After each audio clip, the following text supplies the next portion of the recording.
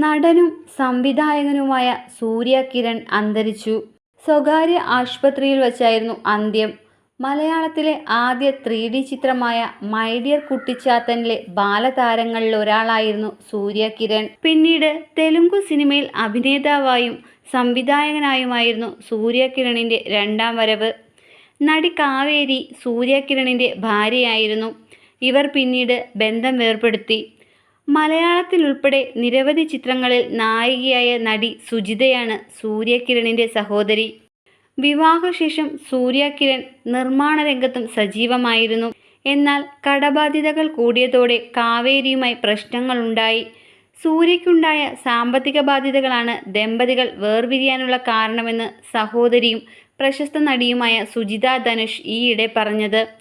കടബാധ്യതകൾ ഏറിയതോടെ ജ്യേഷ്ഠൻ കടുത്ത മാനസിക സമ്മർദ്ദത്തിന് അടിമയായി മാറിയെന്നും സഹോദരി വെളിപ്പെടുത്തി.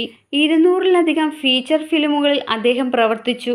ഒരു നടൻ എന്നതിലുപരി തെലുങ്കു റൊമാൻറ്റിക് ഡ്രാമയായ സത്യം എന്ന ചിത്രത്തിലൂടെയാണ് കിരൺ ആദ്യമായി സംവിധായകനായി അരങ്ങേറ്റം കുറിച്ചത്. പിന്നീട് ബ്രഹ്മാസ്ത്രം, രാജു ഭായ്, ചാപ്റ്റർ 6 തുടങ്ങി നിരവധി സിനിമകൾ അദ്ദേഹം സംവിധാനം ചെയ്തു. ബിഗ് ബോസ് തെലുങ്കു സീസൺ 4-ൽ സൂര്യയും പങ്കെടുത്തിരുന്നു.